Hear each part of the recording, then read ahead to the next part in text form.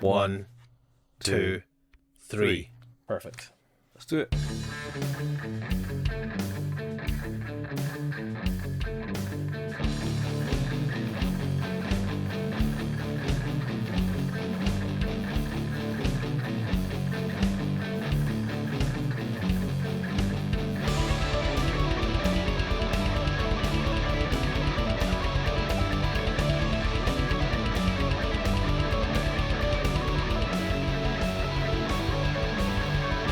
We're in. We're here again for the final episode of Paranoia Agent. Yep. Paranoia Agent. Paranoia Agent is the one. It's been what, 6 episodes, and I still want to say Paranoid Agent, Yes. You do. but it's Paranoia Agent. Correct.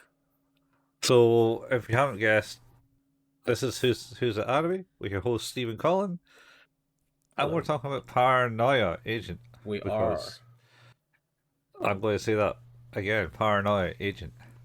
You have successfully done it. I have. And I'm happy. Ugh. Oh, hail. Yeah. No more mistakes. We're free. No more We're mistakes. free and clear. Well, kind of like this whole last 2 episodes. Yeah. Yeah. You messaged me and you're like, yeah, well, that was a thing. And I, after having watched the last episode, I remembered none of this from when I watched this originally. None of it. Like, it has occurred to me, I don't know how much of this I actually remember at all, outside of small pink dog and boy with bat. Yeah, that's all I remembered about it too. That's wild. But I might not have watched most of it. Well, I'm now First episode. I'm now starting to question how much of it I did watch. I was sure I'd watched all of it. I thought I'd done it in a day. It turned out you watched a episode. Turns out I was in and out of sleep and watched parts of it. Yeah. So, Wow. yeah, we're going to be talking about episodes 12 and 13, the last 2 in the series today. The first episode, titled Radar Man, beautifully named episode. Oh boy. Do you remember MASH? Like with Alan Alda. Yeah, the Vietnam. Was it Korean War? Yeah. Had a guy in there called Radar. Oh yeah. The only thing I really know about that show is the last episode where they're trying not to get caught and he's on the bus and he's telling someone to keep the chicken quiet. All right. And it wasn't a chicken, it was a baby. Oh wow, smuggling a baby out of the country. Oh no, like they killed that baby. Okay. Yep. For a comedy, that show sure had a dark ending. Oh, that's Well, a drama comedy. yeah, it certainly had probably the gruesomeness of war. Oh yeah. Behind a facade of comedy. Yeah. Anyway, Radar was basically the guy it sent all the communications out. Yeah, I was gonna say, I bet he was the communications guy. Yeah. Because I'm assuming, or was assuming at the time, oh, I bet that this is Maniwa. It's like, yep, sure is. Yeah. Yeah, well, you saw him at the end of the last episode. Yep, And he with was with this radio equipment in tow on his back. Yeah. Yeah. So this episode, right, Yep. doesn't start at the end of the last episode. It starts before that, Yeah. where he's fighting Shonenbat, or Little Slugger. Yeah. And struggling. He doesn't. He doesn't have the right weapon, and he doesn't have the strength yet. Yeah, and he's like Also, I don't know, 20 feet tall. Yeah, I was gonna say also Lil Slugger is like a demonic bat bear wolf, so Yeah, hard bear going, wolf. hard going. And he's jumping all over the place like a fucking ninja. He is. It's quite impressive. He does, however, end up injured in this altercation as Lil Slugger disappears into the night. Him realizing, of course, at this time, he's like, "Yep, I'm not going to be able to take him. Oh God, I also need to deal with these wounds." Yeah, and he's got a costume and everything on. Oh, he does. So, and then I think it moves on to the scene where you got the old man lying in the bed. Yeah, this is the math man. The math man. Not Raider Man, math man. Math man. He Math is man. the math man. He fell into a well full of maths when he was a child, and now the number demons haunt him. Sure, that's one way you could take that. Just steal Batman's origin. Yeah, yeah. Only with math. The well had all the equations written Yeah, on the side well, of the well. You know, he he merely adopted the maths. But they, you know, he the other was born into it, molded by it. And other such lines stolen from Christopher Nolan's worst of the Batman trilogy. Yeah. Jesus. Anyway. Yes. So, he's talking to the man in bed, going, "Ancient master, I am too weak. Show me your ways." Yep. And then the old man goes, "Oh, bunny, you need to go dancing with a bunny." Go dance with the bunny. Then he takes his last breath, and Maniwa and the nurse comes in, he's in the hospital. Yep. And Maniwa then goes disappears. Out the window. I did. I was watching that episode with my wife in the room, and she went, "Did he just say go and dance with a bunny?" And I was like, "Yeah, he did." And I was like, "To be honest with you, though, if that's the strangest thing you hear out of this episode, it's probably quite a surprise to me." She was like, "All right." See you later.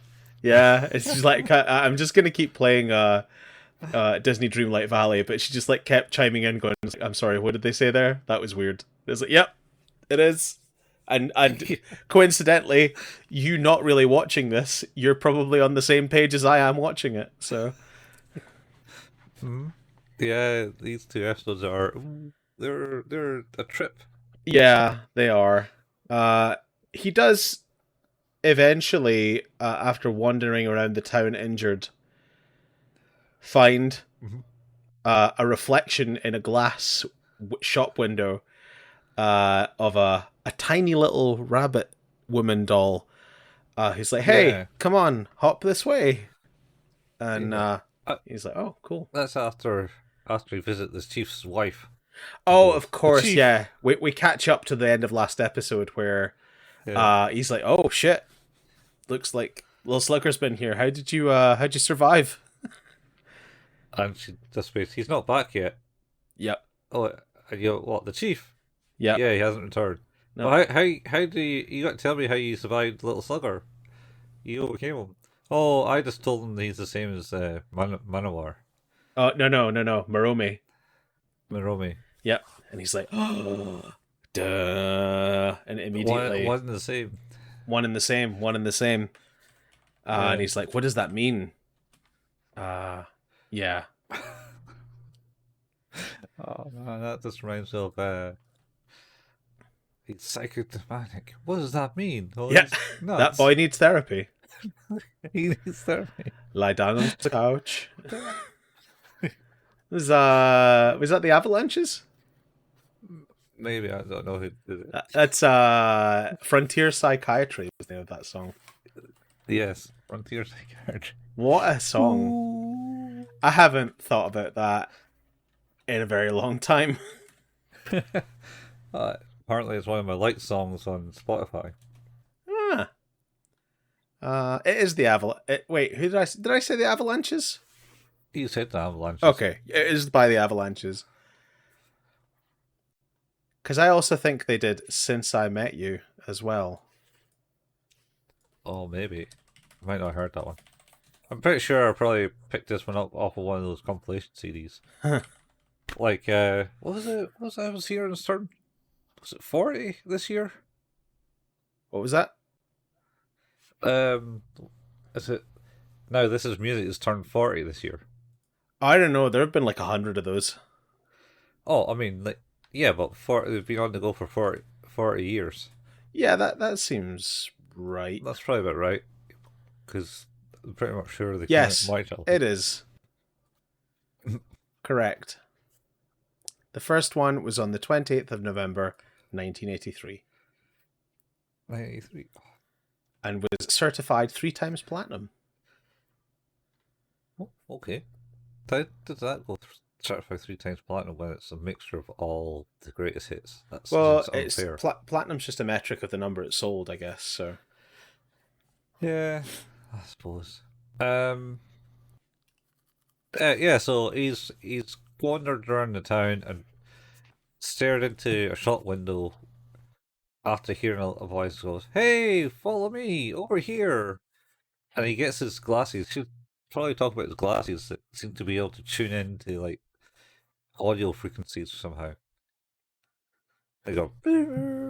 oh yeah, with his glasses. Yeah, he didn't even tune them. They just do them they just do it themselves. automatically. Is it? Yeah. Before this bit though, is Tsukiko not interviewed about like how Maromi was created? And they show like the sketchbook. It's very brief. Oh no, yeah, it's just at this point because he's looking into the window. That's right, yeah. Because it's and he's watching it. It seems really weird because it's like oh, so Maromi was like based on your dog. That's cute. Also, here, look at this book that you brought. It's of drawings of Maromi, or what could have eventually been Maromi. It's like this one kind of looks like Maromi. This one looks even more like Maromi.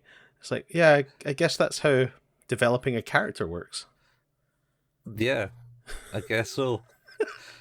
And then it etched in it is just this pure black drawing of Lil Slugger. Yeah, just like a child who's had to go to a psychologist, like a black charcoal outline figure. It's like, yeah, that's something you're gonna need to speak to someone about.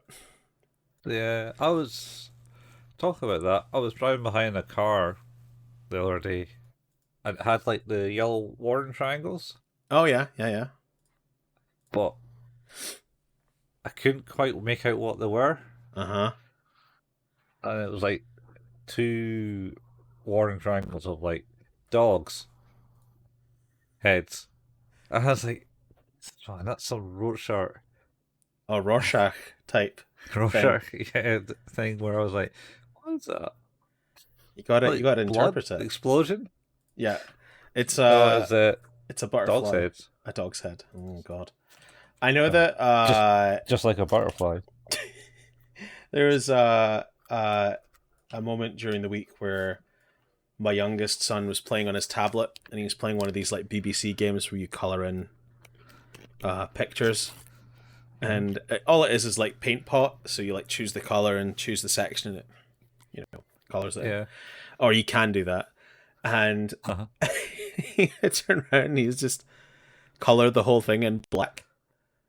I was like, oh, in black. Yeah, like all of it. So, oh, okay, all right. And I was like, are you not gonna like color it in? He's like, no. And then he goes like back. He finishes that picture, and it goes back out to the main menu, where all that like you can select which picture to color in, and there's just hundreds of pictures just blacked out. Right. That's Concerning, right? Just like a little bit. But then like he got to the end and did all of them black. And I was like, oh, what are you going to do now? And then he opened up like another app that was the same thing, but for a different BBC character, and started doing the same in that one. Did you ask him why he's doing it black? I mean, yes, but I didn't get anything close to an answer. So, yeah, that's the thing.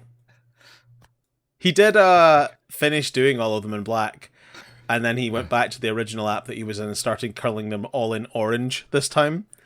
So, I don't know. Oh, all right. But it's like kind of my equivalent of that kid in the ring just drawing black circles on a page. You know? Slightly concerning. He's been possessed by Dundee United. Could be better. Could be worse, I guess. Anyway, where were we? Oh yeah. So he's watching it and there's that. And it also kind of shows the kind of like our producer, director, boss man gets called, ushered away, and then they're in an interview of her like, oh, when's your next drawing coming out? And she's just sitting there going, I'm trying to remember where the bit where he gives her a lift home is.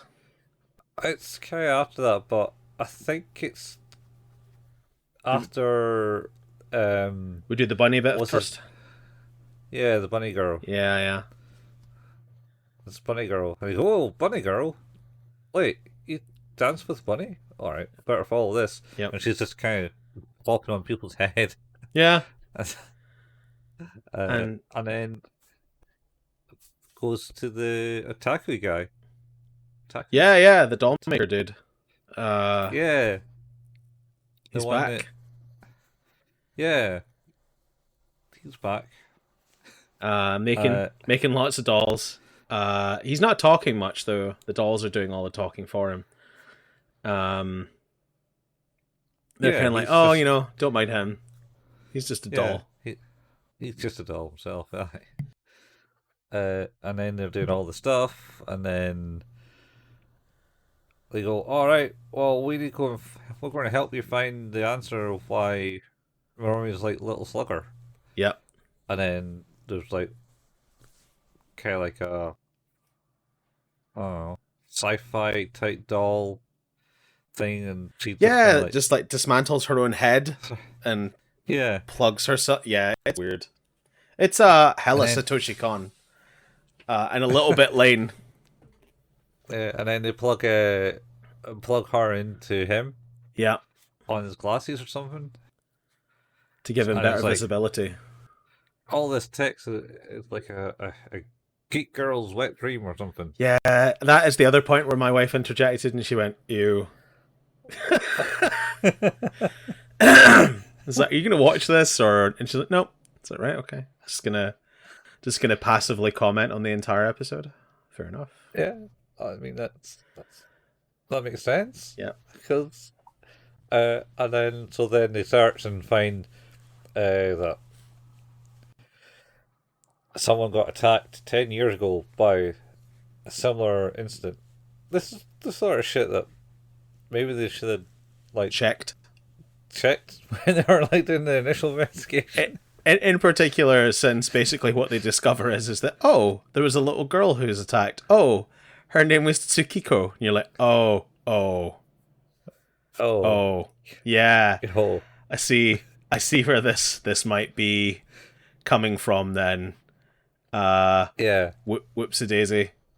Yep. We really overlooked that as police officers, didn't we? Yeah. So anyway, and then he collapses from his pain, and then the nurse doll says, "Oh, this is for my time to shine." I was literally about to say, does she actually say it's my time to shine? Because I don't think she does, but that's immediately what my phrase went to in my head was like, "Oh, my time to shine." Something like that. Yeah. It was something like, "Oh, I can actually do. I can be a help after all, or something like that. Oh, and she was, because he then wakes up in the back of a truck in a motorway. Yeah, Where I was kind of and then thinking, did he dream all of that? And he's basically just passed out and passively discovered this while he's been unconscious. well, it's potential because at the start of it, he was kind of like that, like where you fought Little Slugger. He kind of seems to have waking up, That's a good point. because when he's fighting Little Slugger, he's got his pardon me, radar man get Yeah, up or whatever it is. it's very weird. It's like Guyan from Next Generations. It is. It's this cat. Yeah. It's this Guyan. Yeah, it is. Anyway, so and then he just suddenly like, kind of appears and he's all disheveled. Yeah, that's a good point. And I was like, wait, was that a dream? Was he fighting him in the dream? Because he was also on top of a building and stuff like that. And it's like, yeah. what? That's an interesting point. I'm not really sure what to make of that, to be honest, but yeah. Half the shit is in these two episodes are some form of hallucination dream world. Yeah, that's true. That is true. He basically, of course, like wakes up in the back of this truck and then starts traveling on top of a smaller van that he jumps onto, and he's like, I know where I need to go now. You're like, oh, cool, that's really unsafe what you're doing. Yeah. Also, no one seems to notice you. Yeah. Because I think he turns back in. Yeah, because back into his radar man costume. He is, yeah. So I guess, I guess there is a lot of question about the reality of whether he's actually doing any of that or not. Yeah, he 100% is. Yeah, I don't know. It's locked up in his room in his apartment with all the, was it telephones or modern equipment he had in that room. It was like it was like radio receivers and things like that. Yeah. Anyway, I think at this point, once he jumps into that truck, it cuts back to Tsutomi. Yeah, Tsukiko, the car journey.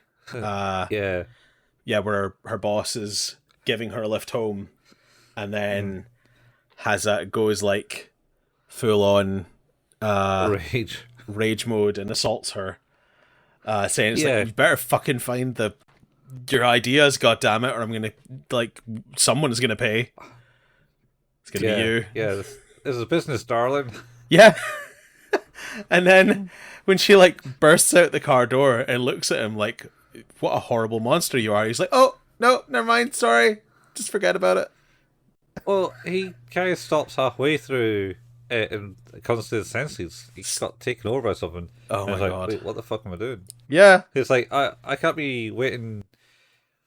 I've been pandering you,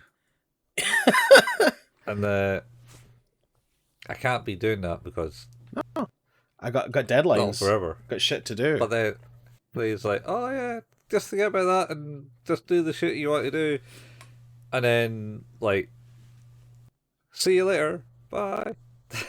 Mad. Hope you continue working with me. And that was like his last words. Yeah. Before immediately being crushed to pieces in a horrific traffic collision caused by a gigantic baseball bat. Yeah. A little slugger is there. Yep. And in his monstrous form, of course. And he's just, fucking smooshed him. Yeah. I think oh, do we, is that him. I'm now questioning the order of events here, because I'm pretty sure that Maniwa goes to visit Tsukiko's father to find the bat. Mm-hmm. Is that after this? Oh, maybe that is after it. Because there's a fight with him. Because he fights Lil Slugger a little bit there. No, this happens because But there's a a bit. funeral. Yeah, because there's a bit where Tsukiko's dad phones her about the whole thing, and Maromi's like, no, no, and cuts the telephone cable. Yeah, that's later. Is that later? This happened. Yeah, it's Does this later happen 'cause first? This happens. This happens first. Oh, okay. I think Maniwa then is on top of a train. Why not? For whatever fucking reason. Why not? Because he has no money to pay for anything. Yeah, obviously. Yeah. But it's an electric train, which you shouldn't do, kids, because there's fucking it's high voltage wires above those trains, and you like, you'll be extra crispy. Extra crispy, yeah, for sure. Yeah, a bad KFC. Yeah. Yeah. Anyway, so there you go. That's our health warning for this episode. Yeah, don't touch live wires. Don't. That's bad. I did that through touching an empty Christmas light casing. Oof. And you know, like it must be stepped down to a degree. Obviously, it wasn't like a full 220, 230 volts or anything like that I took, but it was significant. To the degree where my arm went completely numb for a good 45 minutes. It's just sat on the stairs going like, it's not good. And my dad being like, you alright? And I'm like, yep. Should have unplugged the lights first before I started rooting around with them though. He's like, oh yeah, I'll do that. It's like, cool, I can't do anything right now, so I'm just gonna sit here and recover. Thank God for LED bulbs now. Yeah. Oh man, yeah. Have I ever been zapped? No, but my brother touched electric fence once. Oh, they're very unpleasant. Yeah, and my grandpa apparently used to test if the lights were still on by licked finger. He just jammed it in. But needless to say, my dad was not impressed. No, like, stop doing that. Yeah, like it's like, I'm sorry. Do you have the Grim Reaper on speed dial? Because it's a good way to meet your maker quick. Maybe he did. Oh my god. Yeah, sometimes maybe. So, well, he worked in the shipyard, so I'm pretty sure his skin was like super thick. I was gonna say, like at that point, yeah, it probably takes a fair zap to give you any bother. Yeah, get through that resistance. Yep. Anyway, so he's on the train. He goes to speak to Sumi's dad. Well, with the introduction of she's managed to go to a funeral for the guy already that died in the thing, and the co-workers are like, oh yeah, she died right next to him. And I thought Little Slugger only attacks where you're in a corner, and he was never in the corner. He was always like really happy and shit. Yeah. So someone must have made him in the corner, and she's the last person to see him, so it's all her fault. Blah blah blah. Is basically what there was the conversation within in the funeral, looking at Sagi. Yeah.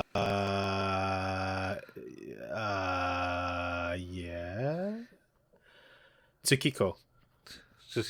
Yeah, Miss Sagi. Yeah. Miss Sagi. I'm going to do it because I can't remember her first name or last name. Yeah, it's Tsukiko Sagi, I think is her name. Yeah.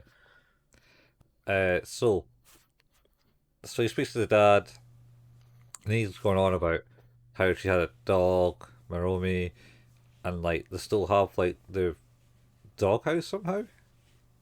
Mm-hmm. And a collar. Yeah. And a bat. And a bat. In their trash. And a bat. 10 years after all this. Yep. And a bat. Nothing like mentally scarring uh, kid. I mean, Like keeping things away it's a little bit for like, way too long. oh yeah, they were murdered with a knife, um, in a restaurant. So we've brought one of the tables from the restaurant home and have used the murder weapon as a centerpiece, just to remind ourselves Yeah. that it happened. Yeah. It's awful. Yeah, I don't know. I mean, he's like, oh yeah, I felt like I was always too strict for her. That's why she was an introvert. Blah blah blah. And I didn't really want to like know that she's lying, and I went along with it, type thing. Oh, okay. So then it cuts back to the office, and she's working on a new character, and then Maromi starts talking to her again, and they get so, oh, don't you worry, don't blame yourself. It's not your fault. It's not your fault. Blah blah blah. Um, and then looks at the character that she's drawing and says, "Oh, you don't need that," and deletes it. It all just disappears with one Don't push of a button. don't replace me. Yeah, don't replace me. You can't replace me. I am what you will find out. Essentially a load bearing character in your mind. Yeah. And then she gets a phone call, and it's actually Maniwa that's on the phone, going, Yep. I spoke to your dad. We got to, you got to meet and do this. I know the truth. Come out now and tell me. I know the truth. She's like, Yeah. I don't know what you're talking about. Yeah, and then that's like a switch, and Maromi like kind of floats over to the door handle of the office and goes and locks the door, and basically tells her, you're gonna have to run," and the door just starts getting pounded in Yeah. by a massive force. I wonder what that could be. Yeah, and then I think the Little Slugger comes through it, but she runs out, and Little Slugger kind of catches up to her, and she's like, "No," because she trips and falls, I think, and then boom, Raider Man comes in. No, I think it's just Nawar Just Maniwa, I thingy. think, at this point. Yeah, and then he takes his glasses off. This He is this. He takes his glasses off, and then pulls them down to like his waist, and Yep. then puts them back on, but they're different glasses. Puts on more better glasses. Fancier glasses, or look Yeah. like fancy red glasses. Yeah, it made me Like, think of like a Speed Racer or type glasses. That or what's his name? Who's that drag queen? Dame Edna? Dame Edna, yeah. Yeah, I guess. Kind of look like her glasses or their glasses. Yeah, like a little bit. How does Dame Edna get referred to? How do you mean? Like, is it him? I think he is dead, Paul Grady. No, it wasn't Paul Grady. No, sorry, Barry Humphries. I think he's also Paul dead. Grady is dead. She, them? Them? No, I think it's he, and Dame Edna is just the act. To which I imagine it would be he, her, she, her. Yeah. But it's yeah. Is Barry Humphries dead? Did I make that up? You might have made that one up. No, I he's think I've seen dead. him. He died this year. Did he die this year? That's probably why I saw him on TV. Yeah, and Paul 'Cause they were O'Grady, I think, also died this year, if I remember correctly. Yes. No, was it this year? Yeah, Paul O'Grady died. In fact, they died a month apart. Wow. Yeah. Wow. I thought he died last year.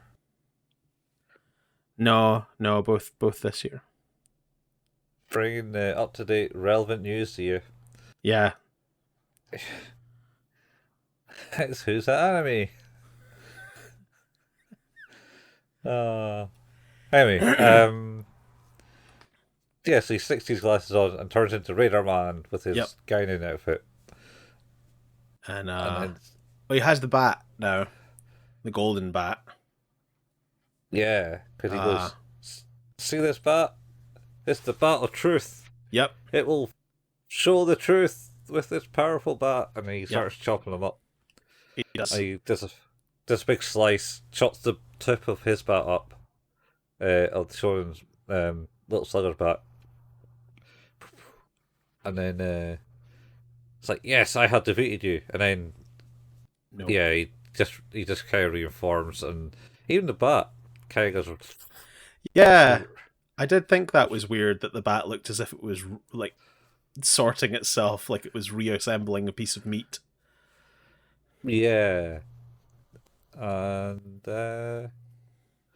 then during this fight, Maromi takes Miss Sagi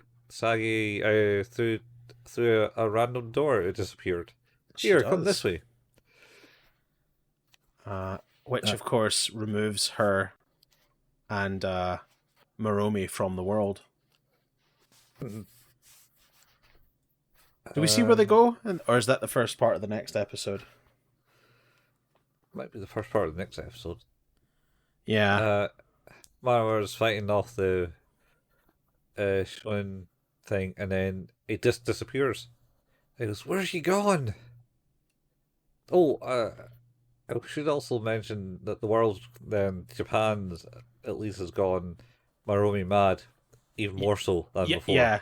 Do we see like everyone getting like smooshed at this point, or is that the next one? No, it is this one. That's it. Smooshed. Yeah, the black stuff. Does it not like start smooshing people against walls and stuff as soon as they disappear? Because they all go Maromi mad, and they're like trying to break in to buy all the Maromi stuff, and it's just like, nope, smoosh. Oh, what was the next one? The black substance appears. You get a glimpse of it. The black substance. Because everything's there. It's like all these balloons are all Maromi balloons in Tokyo. And then I think you get a news broadcast saying that they all miraculously disappeared. Who did it? And then, yeah, maybe you do get the shot where they get smushed in by black stuff. Yeah. No, I'm sure that's next episode. Because I think it's just everything disappears. Yeah. And then you get the otaku guy who's finally made the perfect doll where it's him with a Maromi outfit on it. And he's got the circle cut out his t-shirt. He gets up and his Maromi t-shirt actually, it's just a circle, it's just his belly. It took me a while, I was like, what is that? It's not whatever it is. And then he looks down and goes, oh no! And then he drops the doll and then he walks outside and then I think he just gets hit like by train line by this black ooze. Disappeared. And I think that's the end. Yep. It's good stuff. Yeah. How do you rate this one, Colin?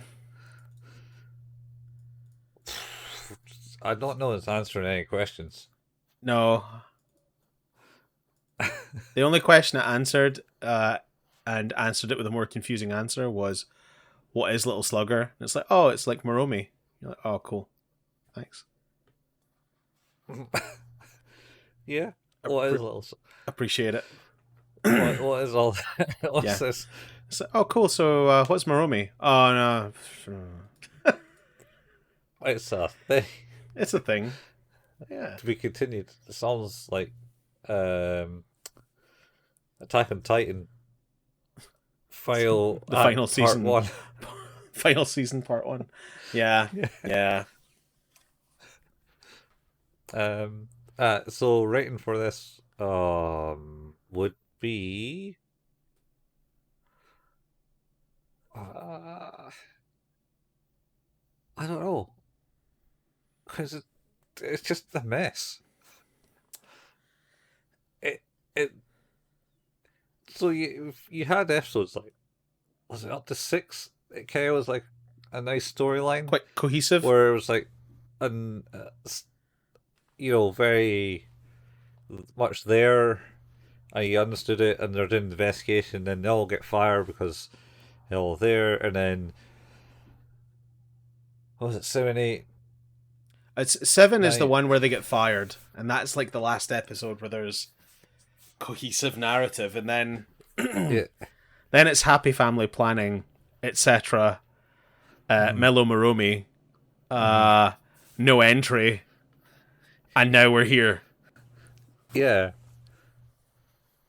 The entry looked like it might be continuing the cohesiveness, and I suppose it is. It's a continuation story from that point. It took the wider funnel that had been created and started to focus it back down. And I guess we are like focused back down on something, Oh, yeah. but we've kind of like went, oh, it's all here, but then it's like, oh, there's so much stuff. Yeah, it's yeah. Uh, I'll give it a 7 just because it was fun. That's where I'm at. A 7 seems fair. It's not bad. I'm not getting any answers though. To which point, I guess, moving on to episode 13, aptly titled "The Final Episode." Or is it? I hope so, because otherwise I've missed one. Yes. Yeah. Is this one? Does it cut? So this his wife? Is his wife get raced to hospital at this point? I can't even remember how it starts. I've only just watched it. Yeah, me too. I watched it like an hour ago. Yeah. Yeah. Basically, it's Tokyo's getting screwed over by the Black Mass. That's happening. There's, I think what happens is we are in Ikari's world, where where we see that now Tsukiko and Maromi are both there, and she is like assuming the role of his daughter that he never had. Yeah, in this world. Weird. Yes, it goes that way. So I think. So it kind of starts, and I think it's Tsutomi is run downstairs, and it appears in this world. Yeah. Maybe that happened last episode. And he's there in the world, and that's the world where it's all 2D. All 2D, yeah. Old Japanesey. Yeah, but they keep referring to her as a little girl and giving her candies and things and telling her that she'll grow up to be the prettiest girl in Tokyo. Yeah, it's all kind of weird how, because he's just walking around and she's just kind of following him, and he's getting smokes and it's, oh, they're bad for you. They're not your usual brand. It's like, oh yeah, oh, I guess that doesn't matter. Yeah. I thought that was interesting. Like, there's a lot of symbolism in this one. And I think, yeah, basically we know that I don't think the wife has already been rushed to hospital. I think what we see is, because she's clutching the photo. Yeah, of so her and him. Photo. And she's in hospital. She's on a ventilator and hooked up to a heart monitor. She's getting rushed to the operating table. Yeah. Because I think it's some heart attack. She had a heart attack. She's going into the lift. And then you hear the old man speaking to her. Yeah. Going, That's the end. That's the end of the last episode. Oh, is that the end of the last That episode? is the end of the last episode. Yeah. So yeah, then we get in this one where she's like in recovery. She's basically in a room and she's still clutching onto the photo and the monitor's hooked up. And what happens is, of course, like he is, as we kind of discussed last week, where Ikari is sort of avoiding dealing with his wife and her illness and the trouble now that like she's been given the strength to fight, and he's decided he's had enough now. Yeah, yeah. I don't know. It's the world has uh has changed in his eyes too much for him. He doesn't feel that he belongs in the world. Yeah, It's like it, extreme form of depression. totally. It's just it's everything has piled up. His career Mm. wasn't what he wanted it to be. His home life wasn't what he wanted to be. It didn't.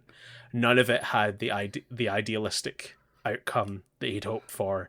He wasn't catching like simple thieves, and he wasn't coming home to a wife who was healthy, and he had a daughter, as he goes on to explain, was like his wish.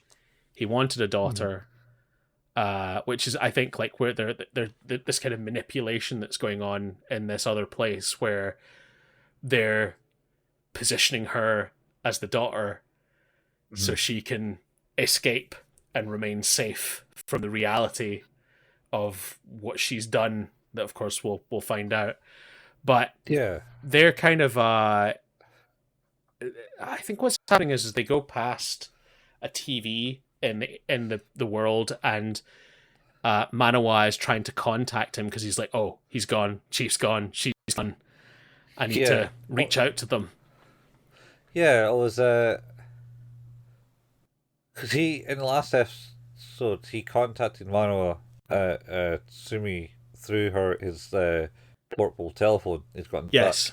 that, Yeah. and then so this one, and she's basically trying to call her. Go, where you go? Because everyone's disappeared. Yeah. Where you go, Tashima? Tashima, come in. And he goes, oh, smokes. And he's like, Chief.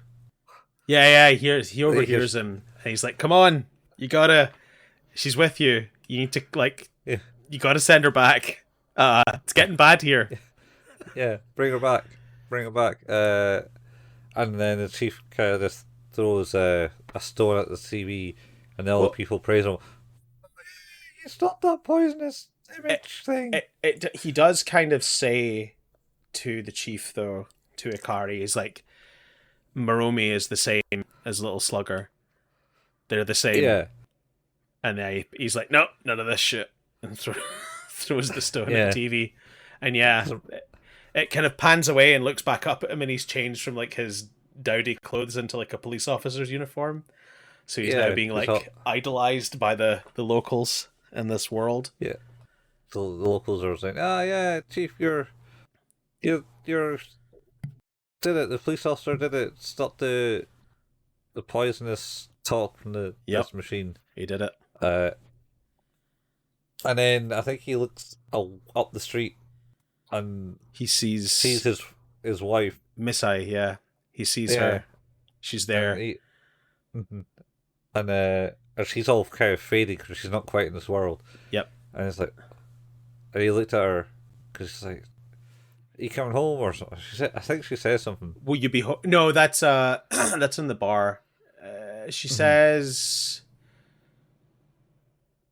she says, I've come to say goodbye at that point because I don't know if I'll get the chance or something like that. Oh, And is that after this? Because they end up in the bar. I think that's a festival. Yeah, because he ends up like getting really freaked out by this and goes drinking, and like gets very heavily drunk, and eventually the waitress who brings him his drink is his wife. And I think she says to him, "Will you be home late?" Yeah, And he's like, "Oh no, like you can't be here." yeah, And I think we get some flashbacks because she collapses to the ground, and explains that it's her heart. And we kind of see some flashbacks of like him, them expecting a baby, and the sad reality that they never were able to have the child. I I think that's at this bit. think no, I thought that was I think that's later because Is it? he hasn't fully admitted Oh, the okay. daughter. This is the bit where Maromi steps in and goes, "You shouldn't be here. You don't belong." Yeah, that's right. It gets a bit weird. And then they uh, basically Maromi goes, "You better take your father out. Grab your father and Yep. take him out of here." Get him gone. Because she's still in the image of Miss Sagi at this point. And then you drag him out of the bar, and then Maromi kind of like collapses the bar, and his wife disappears down a bottomless pit. Yeah. No. And they end up at the festival where Yeah. he is, I think, reminded that, yeah, like you say, we go through these scenes of him saying, it's like, you can't, like, we have to face reality, and we have to be okay with what we have. And then he realizes that he's essentially creating a fantasy world to escape from his own reality, that life is not what he wanted it to be. Mm-hmm. And Yeah. as a result, I think he's. Do we see? Does she reappear again at this point? Is this where she says she's come to say her goodbyes? Yeah, sorry. So they're down watching the fireworks, and then She changes into her. Yeah, and the chief goes, "I always wanted the girl. I didn't want a boy because my dad was horrible, and I didn't want a upstart son like I was to my Yeah, dad." yeah. And then she Tsukiko. changes into She changes into Misai. yeah, and then he has his flashbacks of the miscarriage, and she's saying, I'm sorry," and then has like the argument that he had just before he went to work that they disappeared. Yep. Where she was like, "Oh, I don't think I could do it anymore." And he says, "No, don't give up. Yep. What's the point of giving up? Stay strong." I think Whatever. it's quite interesting because I think that Ikari never really came across as like a main character, but just sort of kind of incidental.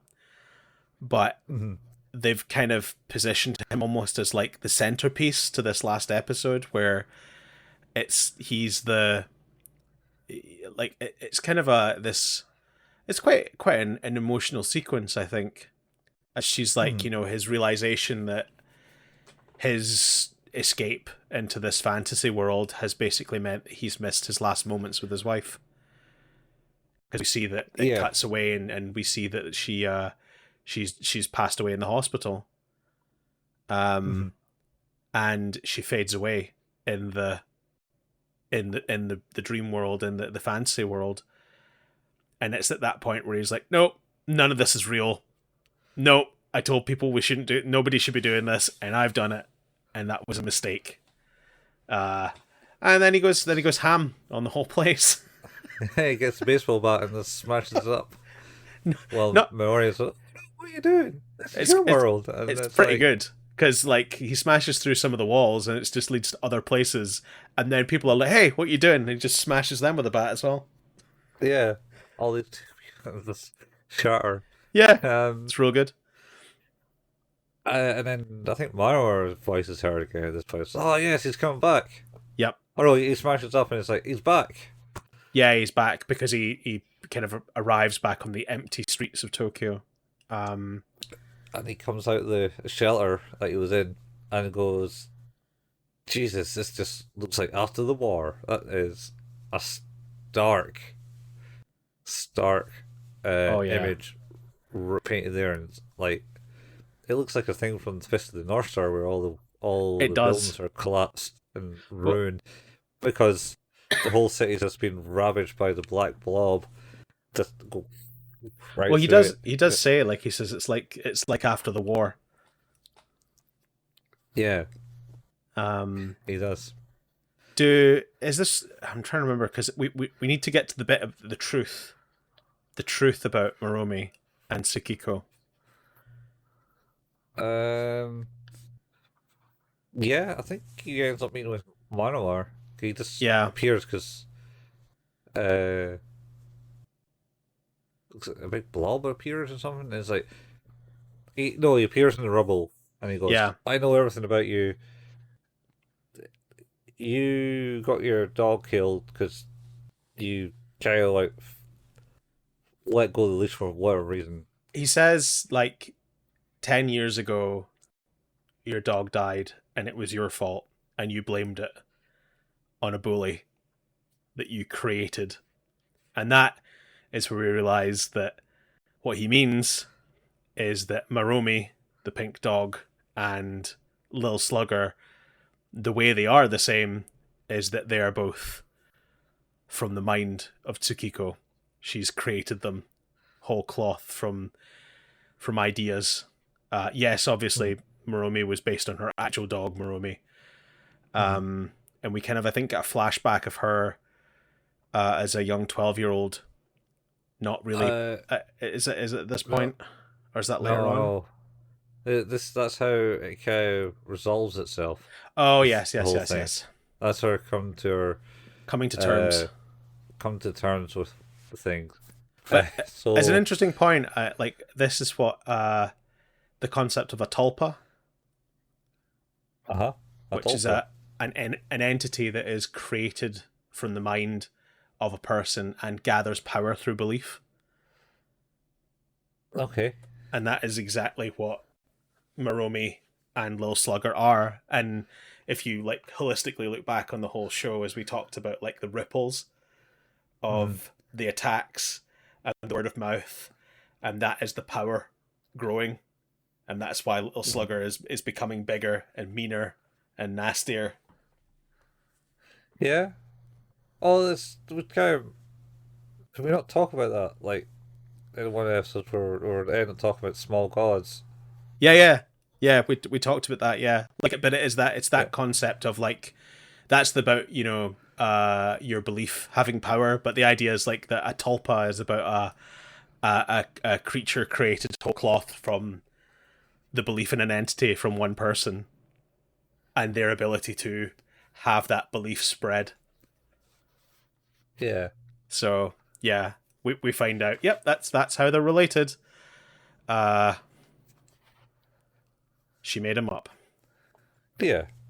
Um and then the big blob appears Oh yeah, and now I was like, oh, it's Surgeon, it's coming one again. I will defeat it. And he yep, starts it, and then it just kind of like right through a window in a skyscraper someone. It's like, yep. oh yeah, he's and He she just goes, he gets real messed up real fast. yeah, Yeah, and the Maromi ends up, like merging a million different Maromi toys and fighting the giant black mass that is sort of Lil Slugger in essence. yeah, Uh, as they kind of, because like, fight into a pink and black mass that just rolls through the streets and chases Ikari and Tsukiko through different places yeah, as we watch people not really that bothered, it seems, not overly no, fussed about what's happening until they're, it's too late. yeah, they're not awake. Aw. They're all zombies to Maromi.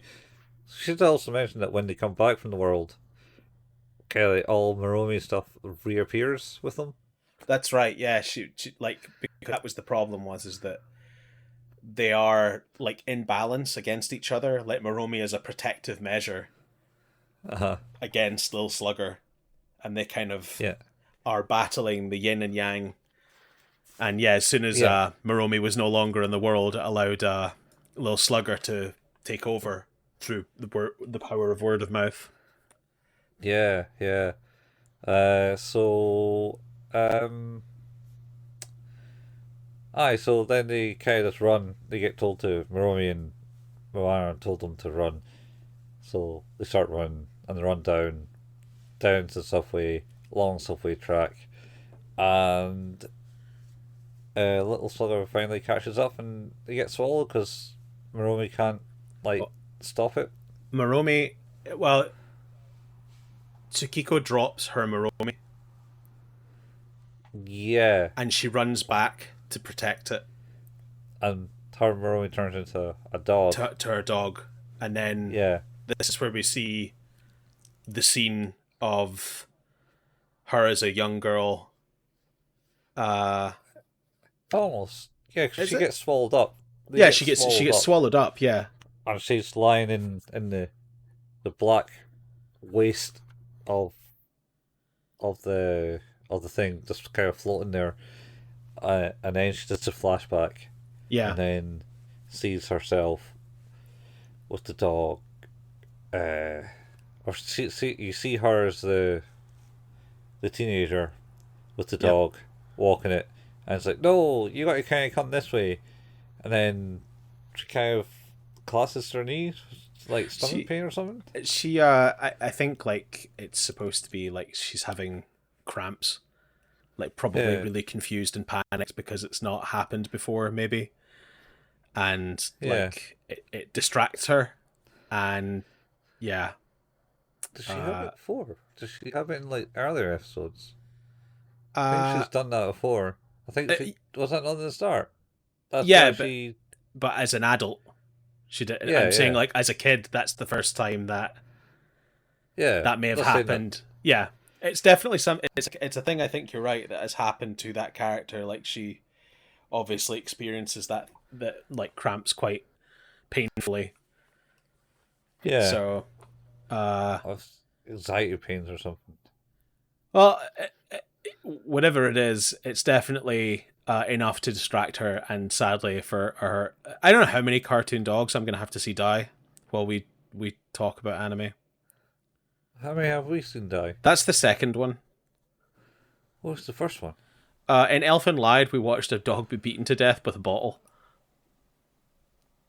Oh yeah, shit. To be fair, That one from memory. there was immediate comeuppance from that. Yeah, yeah. At least he didn't like that. Oh man, that scene is so much. That scene is a lot. Yeah. Well, let's get back to this scene. Yeah. Anyways, so she ends up letting go of the leash, and then the dog kind of goes off to the side, and then somehow gets into the road, and then the car goes thump. Yep. And blood all over the road, and dead dog. And then she goes down, looks at the dog, and goes, and then Misagi is like talking to her younger self. Yeah. Goes, father's scary, isn't he? Yeah, he is.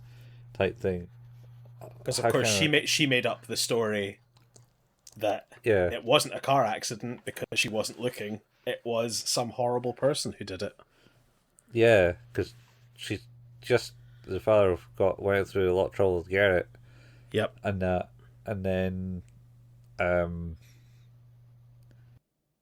it's at this moment that older Misagi picks up the dog and hugs it and goes, "I'm sorry."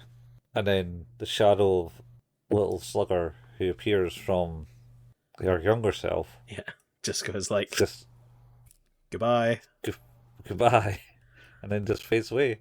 Yep. And then it all kind of disappears. The big slob, everyone kind of comes out of this big black gulf. The world's still wrecked. I think she says as well, like, you know, that he knew this whole time that it was never anyone.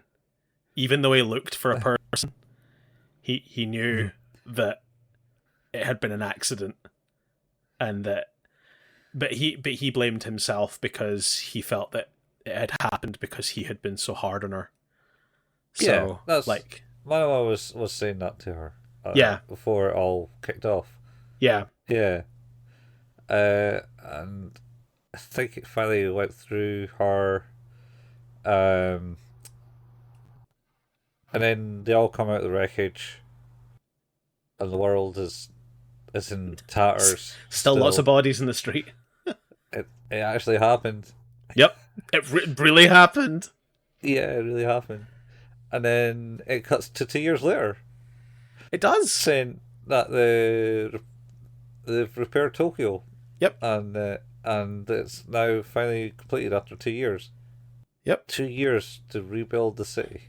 Well, I mean, considering that they had that sinkhole in the middle of the crossroad and they repaired it that day, Yeah, it takes us like 9 years to get potholes fixed. with that. If it had been a Scottish city, it was like, yeah, like something horrible happened. Yeah, we'll fix it. It's like cool. It's like, and then our great grandkids are gonna be like, wow, this place is a dump. Like, yeah, it's been like this for years. Yeah, I mean, we're not that bad. I know. What was it? Is it Atlanta Oh, in Georgia. in Georgia after Hurricane Katrina? Oh yeah, there's definitely some stories of that stuff. There's still camps out there, I think. Yeah, I know that one of my favorite stories about pothole related things is that, of course, they're summarily ignored by the council for the most part, but there's a guy who goes about and spray paints penises around them so that they become a public nuisance, and therefore, actually, it's probably within the council's best interest to send someone out, and if they're sending someone out to do something, they might as well fill the pothole. And he's got like a few potholes fixed that way. It's pretty good. Oh God! All right. I mean, that's one way to do it. Yep. As long as they do it in a proper way, and it's Yep. just not like a shitty patch that just reforms. Yeah, it's pretty good. Pretty good. Yeah. Aye. So it's now back to that, and the chief is still working the security at the construction sites. We see or the new whatever he's doing. mascot that's going fmeowie, fmeowie, fmeowie, Yeah, meow, new mask meow, coming meow. out. And Miss Sagi's walking along in like a corporate dress. Yep, she's got her hair cut. Short She hair. is clearly no longer working in the business she was in. And she sees that dude, Kawazu, the reporter guy, on the Yeah. crosswalk while he's on the phone threatening someone about taking a story elsewhere. Oh yeah. Did you know?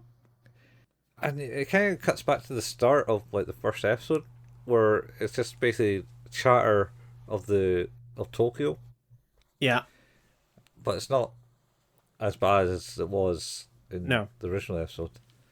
But he obviously recognizes her as they're crossing, Yeah. and she recognizes him. And he just kind of like gives her a kind of, it's nice to see you, smile, I'm glad you're okay. Yeah, And that's it. They go their own Yeah. ways. and he's getting he's on the phone getting threatened by the family of the old man who Yeah, died. because he died. Yeah. And then we cut to Maniwa, who's No.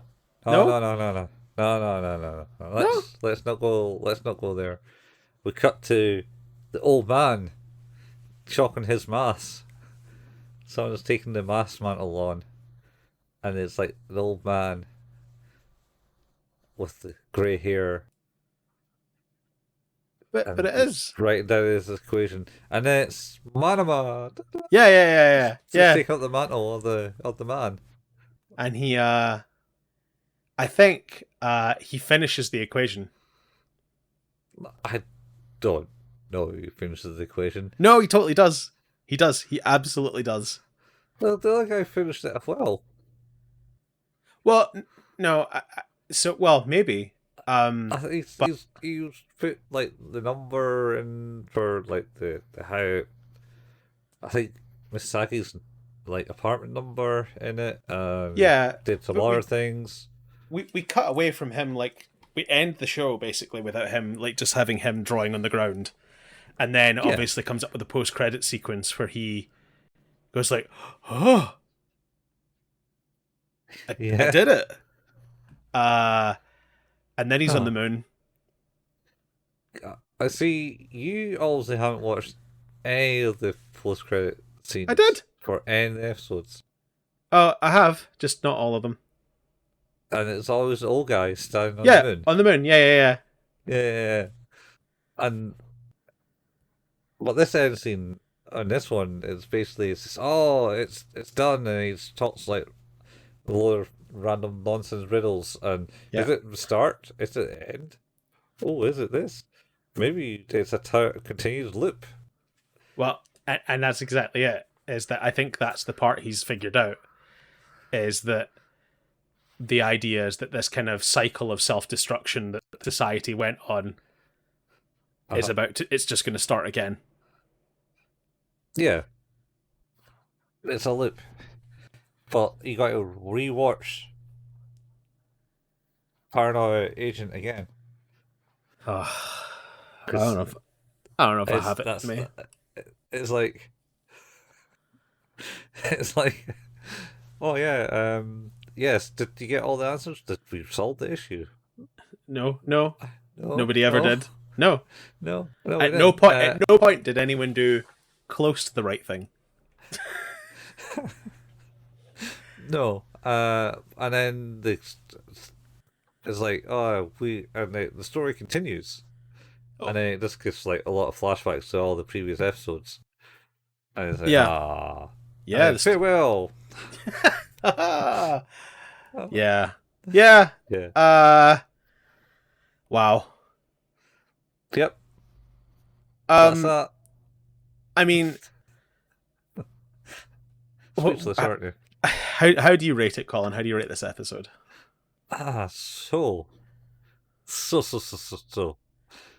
It did not answer any questions. It did. Only created more. Did created more questions. More questions. What questions did it create? What? What questions did it create? What? It created the what question? What did I just watch? Well, I mean that's and what is Lil Slugger?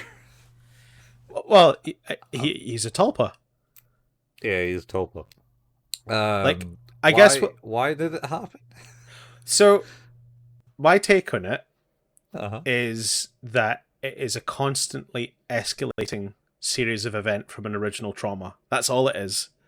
It's that the whole point of the show is the idea that trauma, particularly when buried and ignored, instead of like dealing with it and coping with it, is unhealthy. And particularly when we vilify other things and like find blame in other things, it imbues them with a sense of power. I think just in this example, it's the idea is like, well, what if like you just, that power created a thing, created a being. And the idea is like you have Maromi, the dog, the pink dog, who is sort of protecting Tsukiko from the reality of her situation. Is it protecting her, or is it imprisoned her?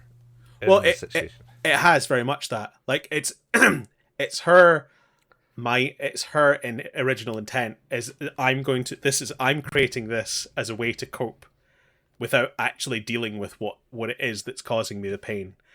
And similarly, she did the exact same with Lil Slugger.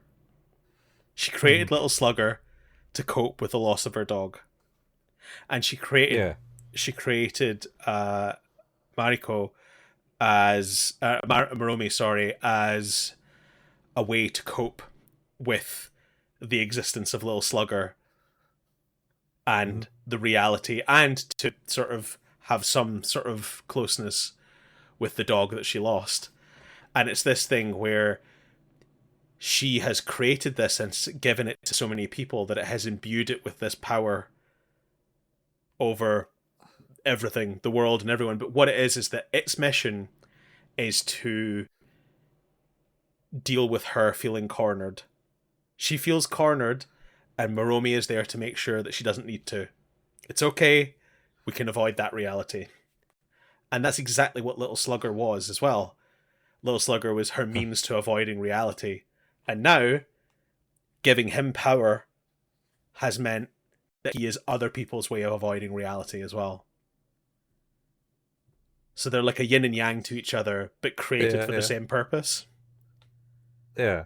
And Okay. in essence, when she admits the reason that like they are codependent, because Maromi to her wasn't like the day it was the day she started drawing. That was the creation of Maromi. And probably the day she started drawing was the day the dog died. At the same point when she created Lil Slugger, the person who took the dog away from her. And the day that when she admits and when she has the acceptance that it's her fault and she's sorry, it's her facing up to her problems, and all of a sudden they're like Lil Slugger has no power anymore. Yeah. So they can't they coexist in a way. And he's released from his duty. Yeah. Well, but it's such. like, because the thing is, of course, when they disappear, he becomes all powerful because there's no counteraction. But the thing is that Maromi ceases. That was where a world where Maromi ceased to exist, versus the idea that Maromi was set free means that he is no longer necessary either. Yeah. So, Okay. as a whole, I think like actually it's a really intelligent piece of storytelling, because you have this good setup of bringing in a cast of characters and you know showing the kind of power that this force has over not only those characters but the city of Tokyo, the fear that it incites.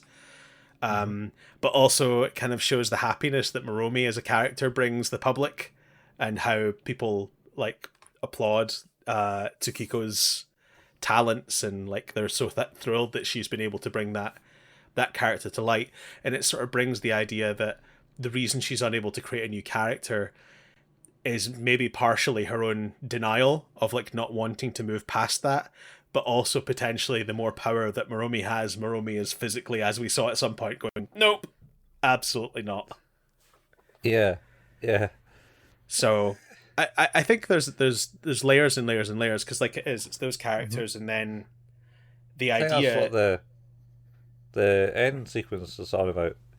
Like, you should watch it again, because they are obviously you'll understand it better. Totally. Like if you think it back, it all makes perfect sense. Like because as the knowledge and the kind of mystery mystique of Lil Slugger spreads,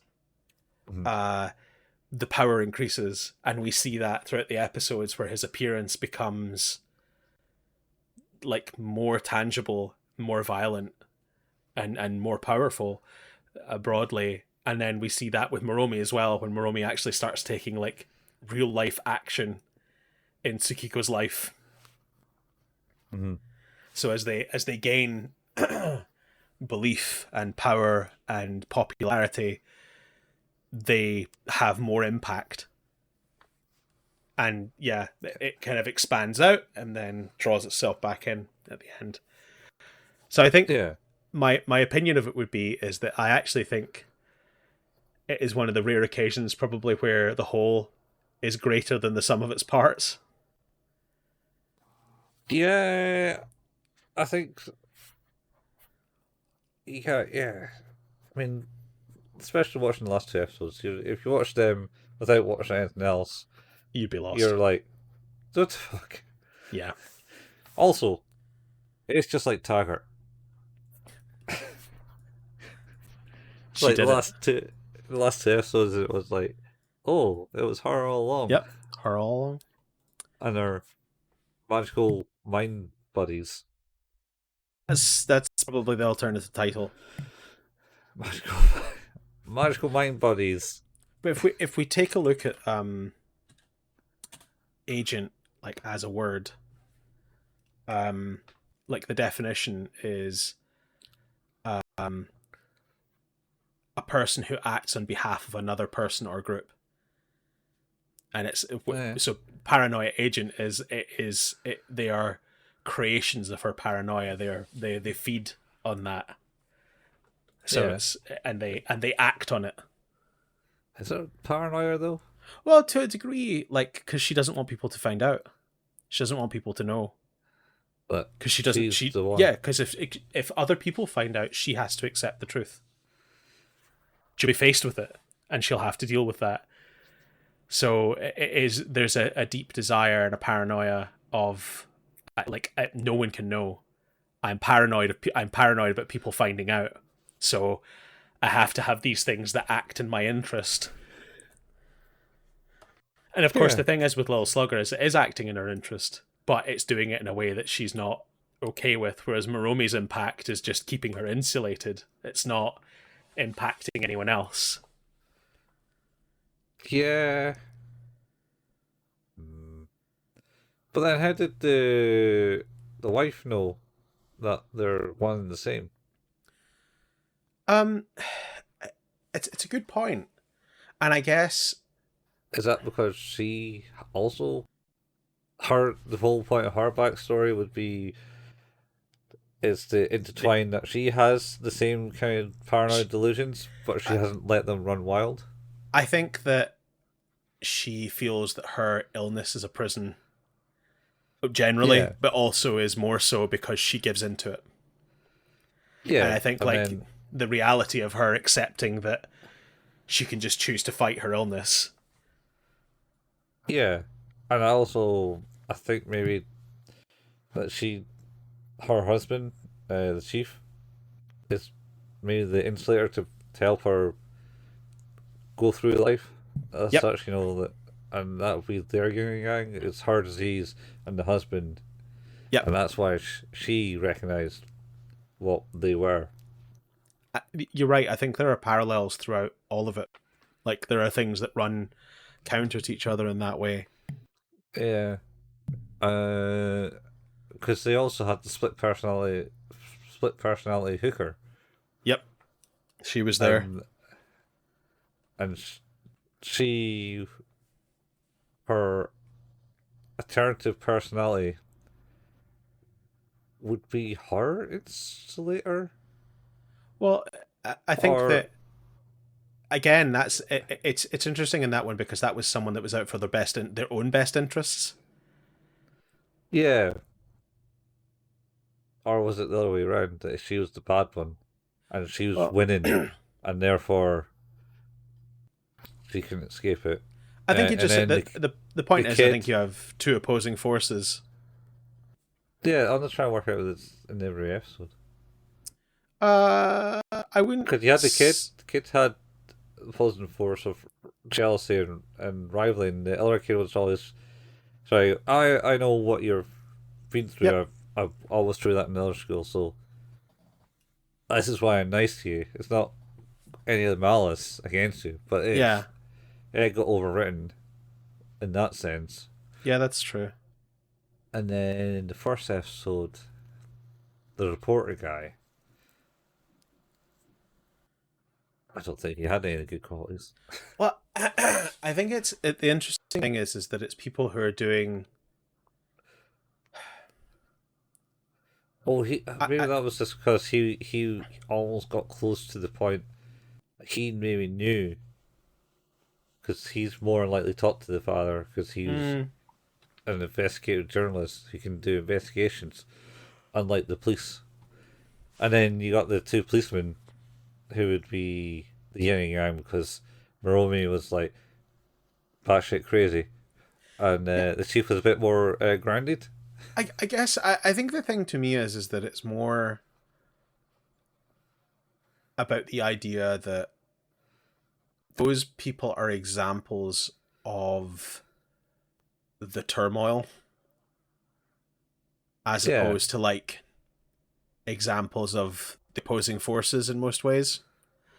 Because the whole point of the But turmoil always have some form of opposing force because they has to have opposing force to meet the turmoil. yeah, I think it's just the thing is that in the example of Lil Slugger, because in that example, Maromi and Lil Slugger both have the same goal, Mm-hmm. but they approach it differently. Yeah, And I think like there's truth to what you said about like the police chief and his wife, where their goal is that they want each other to be happy. Mm-hmm. And she's going about that by trying to make sure that he can live a life that he's happy with. Yeah. And he's trying to do that by getting her to accept that she can be happy in hers. Yeah. She doesn't believe that he can be happy, and he believes that she should be happy. So it's like that's people with like the same goal in mind. It's the happiness of their significant other, whereas the rest of it's about turmoil driven by mistake and regret, like the dad with the camera in his daughter's room and like Mm-hmm. fleecing the mob and stuff like that. There's no good in that. That is just someone who has made a mistake and is now desperately looking for an out. And similarly, like the kid, yeah, like they are kind of a bit opposed in terms of forces, but Ichi is just driven to a degree he shouldn't be. He's driven by a need to be better and a need to succeed, a need to be better than other people. And that's a kind of Yeah. I think it's like the other people is like I see an ugliness in it. Like for the sex worker as well, like her personality that is the sex worker, like there's an ugliness in that because she is abusing what gifts she's given by the other personality, you know, that steady job, the place to stay, some grounding in life, and you know, taking that and you know, basically saying it's like, well, I'm just gonna take advantage of that and do what I want, you know. Yeah. I But suppose I take your point. I think it's like there's a lot of maybe that is the connection. well, It's all about ugliness because, like, obviously, even once you go by all, you got like the other ones where you got the ugliness of the gossip, you got the mhm. ugliness of the suicide. Well, Uh, like every story, every story in that etc. episode is about the ugliness of a person and like the mhm. impact that it's causing on someone. Yeah, Um, and again, like but to varying degrees, of course. Like so I think they weren't true stories. I Uh, think most of them are a bit yeah. made up because they're on about. Didn't they end up about someone getting blasted off the moon or something in a rocket? Yeah, it got pretty wild. But I think like in Happy Family Planning, I think you're right. It's like there's a thing in there where you're talking about people who have a goal and their goal is happiness, but their happiness they want to find in an ugly way. Like that's Mhm. their approach. And the irony is that in succeeding in that, they find that they could have been happy away from that. Like Yeah, I think there's a lot of stuff like in this about people trying to find uh like well it's Lil Slugger's existence, right? It's like people looking for a way out. Like yeah, I need to be out of this situation, and Lil Slugger is that way out for people. But the problem mhm. is that the reason people get to that point varies Yeah, because you know in some instances it's because people have just been morally reprehensible and disgusting humans and they are now faced with the consequences of their actions and they don't want to deal with them. mhm. But in the case of Happy Family Planning, it's well, you know, it's just people who are sad and have difficulty with their lives, and their out is their own. I don't even think Yeah. he's actually there for them. He's there for the guy next to them. Oh yeah, he's totally run away from him. Yeah. It was like, oh, I'll take you out too, and then he's like, wait, Oh God. you're dead. Ghost, run away. But yeah, like I think there's a lot to it of like just it's about finding a path to happiness, but it's doing it through acceptance of reality. I think that's the kind of overarching thing is that you can see that what trouble it caused to repress those emotions and those traumatic events, Mhm. and in doing so it caused more trauma and more pain and suffering for people. Um, but it also ironically gave those people an out when they needed it. Yeah. So yeah, Yeah. it's very, very weird. Like I say, I think personally I give the last episode a 7 as well. I think it's fine. I actually think the whole scene with the chief and his wife is in the Yeah. is really good. Like I think it's probably some of the strongest character development I've seen. And in this I show, think or I would probably swing a bit broader there. Like I think, I think so much is said with so little in that.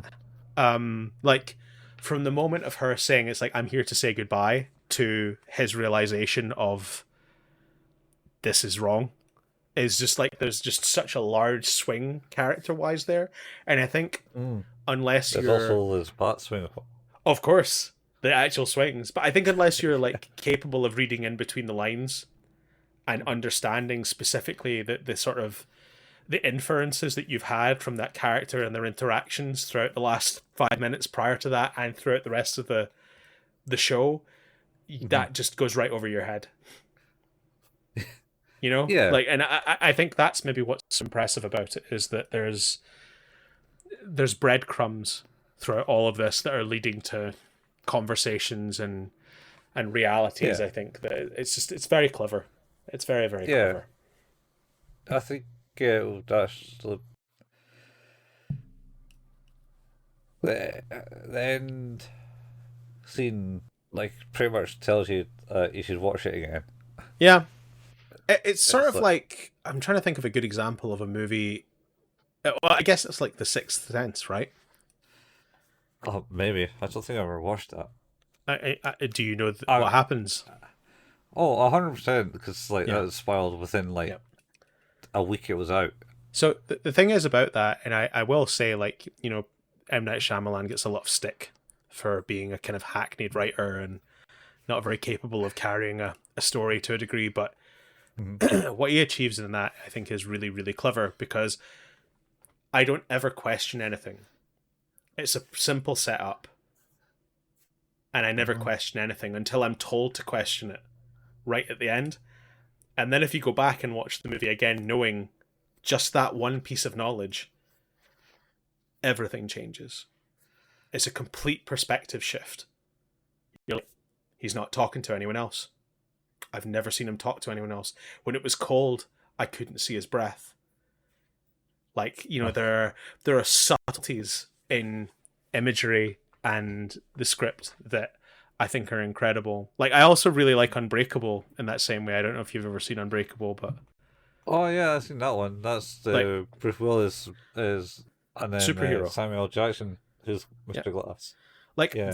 that to me, like that scene, the last scene in that movie where he finally gets to shake his hand and Mhm. realizes that, like they're well, we talked about yin and yang, but that's what they are to each other. They're the opposing Mhm. force to each other.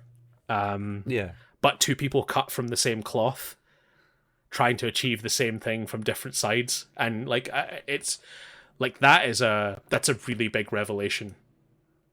And then Yeah. again to like watch that I movie watched it and the once. knowledge of it, I love it. I Yeah. was in a flight from Jamaica, having seen it already. By the way, my ad.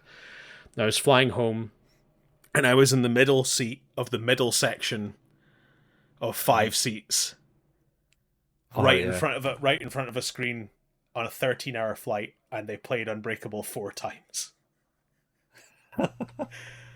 I was like, at least I guess I like this movie at least. So there's that. 4 times. Four Bloody hell. times. Yeah, they decided not to show any other movies. Yeah. Didn't have the rights. Uh, I also rate it a 7, by the way. Cool. I think that's fair. Like I say, I think it is a very rare occasion where I think talking about what it is holistically as a message is more impactful to me than the actual content of the episodes more often than not. Oh Um, yeah, it's it's meant to be thought provoking. It absolutely is, and like I like that. I like Rather than just the entertaining. concept. Yeah, like I like my entertainment to feel like there's depth to it sometimes. Like sometimes it's nice to have just something shallow that I can really enjoy. But yeah, Depth to the regular show. there's way more than there should be. Yeah, There is way more than there there is. should be. Uh, Well, we've finally done it. mhm. We've gotten to the end of Paranoia Agent and to the end of another season. We will be back next week with our bonus episode, our palate cleanser, which I believe is Wolf Children, if I'm not mistaken. Yes, Wolf Children. Excellent. Because it's got snow in it. The snow in it, so that's Christmassy, right? Yeah. Yeah, snow's Christmas. And over the Christmas break and the New Year's break, we're going to do something a little different. We're going to do some ranking of our shows and bonus episodes, I think. So, Yeah. Yeah, I think we're doing... it's been a while. It's been a while since I've done a good tier list, so I'm kind of looking forward to it. Well, you do tier lists? I've watched quite a few people do them. I've done a few in the past. Oh. Okay. But yeah, it's good fun. But on that note, of course, this is Who's That Anime, a podcast entirely about anime. You can find us and listen to us wherever podcasts can be found. Our home is at anchor.fm/Who's That Anime. If you like what it is we do, then leaving a review would be amazing. That's particularly on, I think, Apple Podcasts. Reviews are very powerful. So that would be amazing. We obviously don't make any money off the show, so there's no other way to sort of like get the word out. But also, if you've reviewed us already and you want to, still help us out, then telling a friend is also a cool way to do so. We have a Facebook page as well, facebook.com/Who's the Anime, where we post the latest episode releases and the occasional anime meme. We have a Discord channel that is linked in the description in the show notes. We also have YouTube, and where we can find the video versions of these episodes that Colin painstakingly puts together. You can also find the podcast there. Recently, we have uploaded the RSS feed there, so it's up to date. Although I did notice today that the last episode had updated as private, so it never got listed, which is really weird. So I fixed that now. So I'm guessing I'm just going to find out what happens when the next one goes out. Guess we'll see. There you go. Yeah, we'll see. Colin and I also occasionally like to play video games. Colin at twitch.tv/couchfuel, and myself at twitch.tv/hailpayman. You can find archives for all of those things at youtube.com by searching for @couchfuel or @hailpayman. And while I'm at it, I did forget to say, if you're searching for us on YouTube, go to youtube.com and search for @Who's That Anime. Yeah. And that's us. It. Yeah. Well, been a long episode, this one. Lots to talk about, even though... Who knows? You had to unpackage those episodes, like, oh, you gotta watch them. Oh, it's yeah. Like, what's going on in this? There's some things and some stuff. I mean, at what point did reality break? Difficult to tell. 7th episode, when I think just I think it's and... I think honestly, it's the moment they lost their job as police. So what you're saying is, right, maybe they're just both had mental breakdowns in the fact that they lost their jobs. So And I mean, therefore, could be. Maniwa's all, I don't know. Maniwa turned into a great old man. Yep. Writing on the thing. Yep. And you think he solved the equation, but I think he just realized that he's turned to the old man. It's like, the fuck, when did I come all so old? I was only like 35. Yeah. She's older than me. Behold the ravages of age. Yeah. Anyway, on that note, Yep, we'll be back for season 13 where we're gonna do Paranoia Agent. yeah, again, because you got to watch it multiple times. Never ending. We're stuck in a loop now. This is our endless 8, Colin. It is the endless 8, man. This is it. This is the endless 8 that'll never end. This is how the show goes out. Yeah. Right. Anyway, guys, we'll see you same time, same place, different anime. That's right. Or is it? Were we joking that were we joking? I don't know.